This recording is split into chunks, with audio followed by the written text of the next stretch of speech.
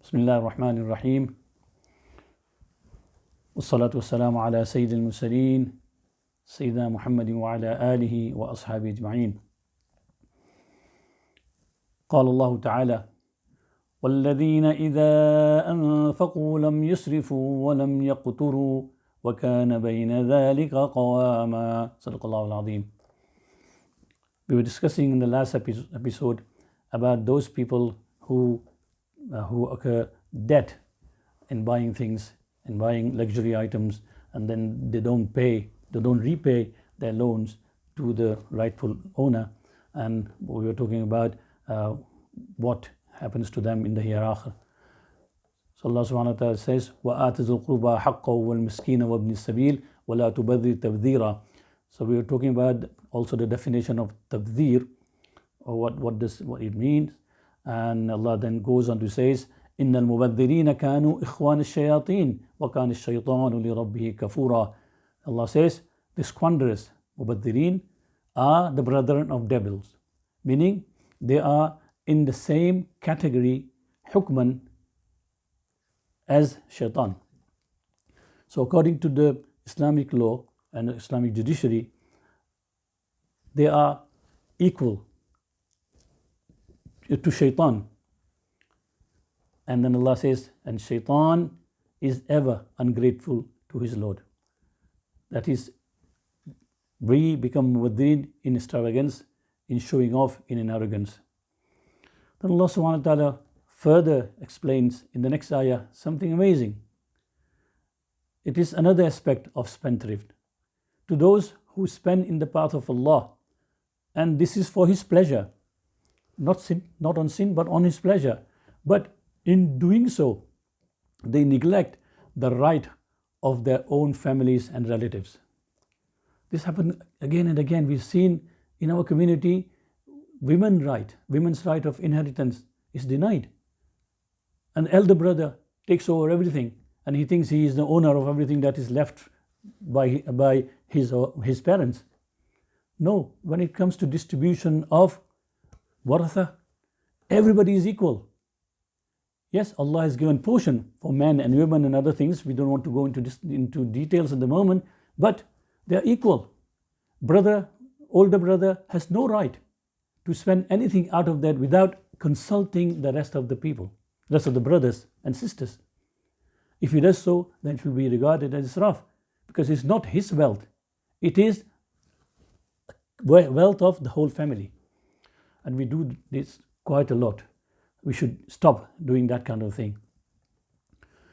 So Allah says, وَلَا تَجَلْ يَدَكَ مَغْلُولَةً إِلَىٰ عُنُقِكَ وَلَا تَبْسُطْهَا كُلَّ الْبَسْطِ فَتَقْعُدَ مَلُومًا مَحْسُورًا. That Allah says that when you spend, you shall neither tie your hands to your neck. يَدَكَ مَغْلُولَةً إِلَىٰ is an expression, a metonyms for being miserly.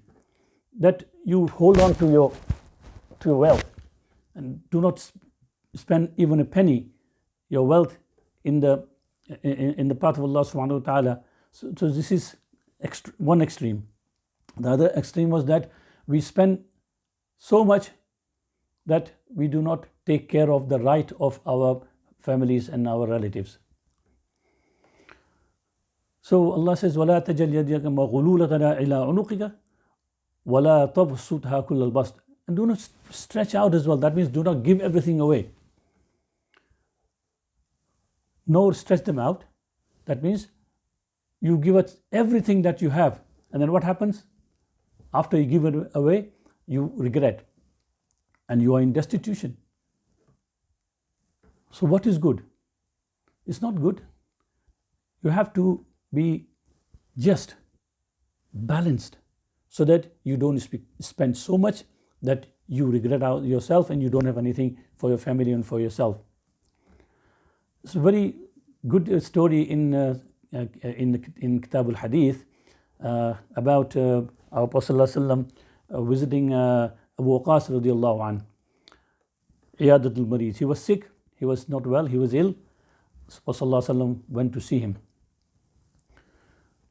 And the story goes, well, I'll just read it for you, that Prophet ﷺ went to him and he was ill. And he thought he's going to die.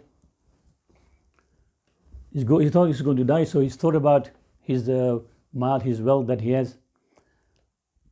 So he asked Prophet ﷺ that, Ya Rasulullah, what should I do? I want to give everything in the path of Allah subhanahu wa ta'ala. I only got one daughter, and what will she do with all those richness? So I want to give it to in the path of Allah subhanahu wa ta'ala. Prophet ﷺ said no. And he said, shall I give 2/3 in the path of Allah subhanahu wa ta'ala of my property that I own? Prophet ﷺ said no.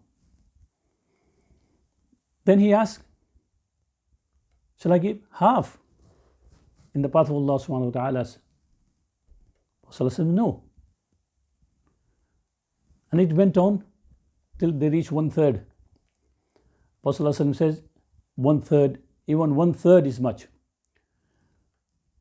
You are better off in leaving for your inheritors enough wealth so that they don't become poor and they don't start begging. You have money, so you rather leave for your family so that they don't go to the status of begging from other people. You will get rewards of what you spend in the path of Allah subhanahu wa ta'ala. But you have to be just. You do justice for all your inheritors. So if you have one, you leave enough for them so that they can survive and they don't have to get in the habit of begging. See how just Islam is. And people talk about Islam being this and that and all that. Its rules and regulations are for the benefit of all. No one is left out from here. Today, we see in the world is full of greed. Greed of wealth and the love of money has made us all blind. We have gone blind and we don't care how we get that money. Any which way, any haram way, doesn't bother us. We just are in the habit of amassing money.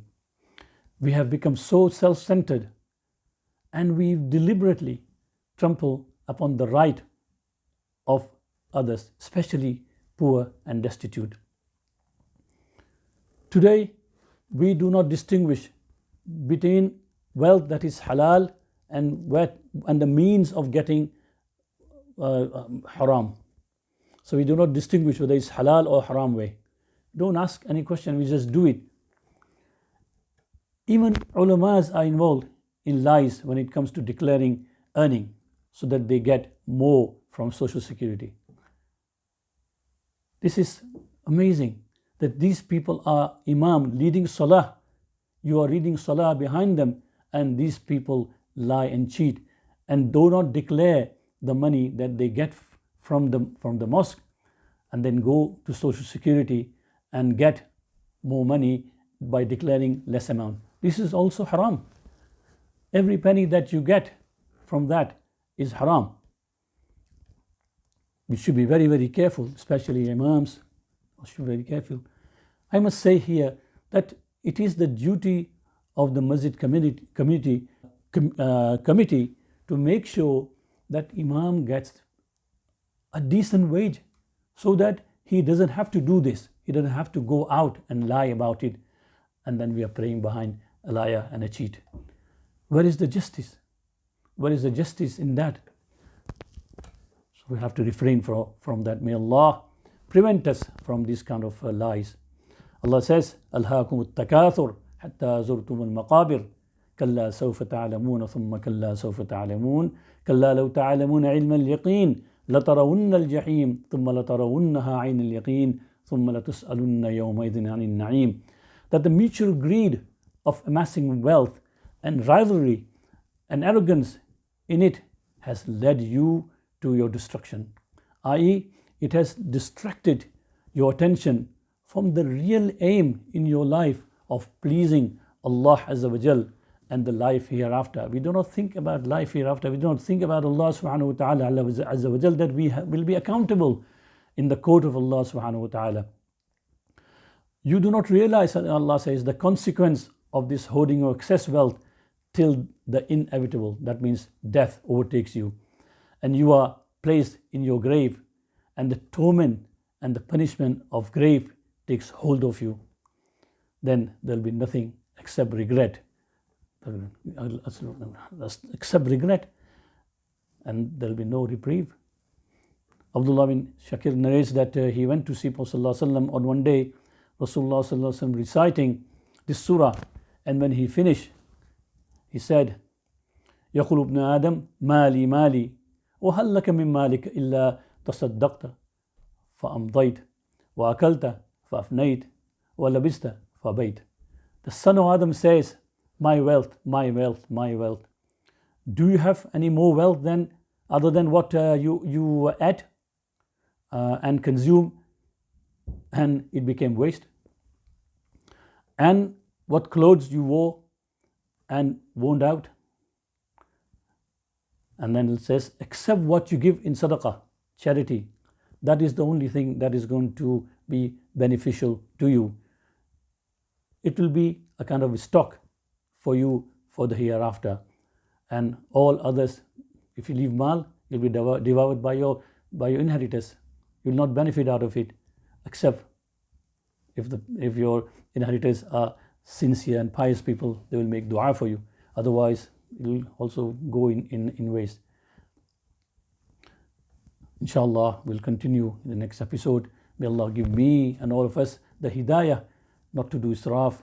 And when we spend part of Allah, we spend with genuine aim of getting reward of Allah subhanahu wa ta'ala, and not for show off and all other things. You know, there are people who, when they go for charity dinners, what they do, they raise hand. Oh, I'll pay you £2,000. And when you actually go to collect from them, they pay you £100. Now, this is show off, and this will be accountable in the court of Allah subhanahu wa ta'ala. May Allah prevent us from there. Make dua for all our ummah, so that Allah guide us onto the right path, and may Allah give us energy to earn halal earning and then spend in the path of Allah subhanahu wa ta'ala. Subhanallah wa bihamdihi, subhanakallahumma wa bihamdika, nashhadu an la ilaha illa anta, nastaghfiruka wa natubu ilayk. Assalamu alaikum wa rahmatullahi wa barakatuh.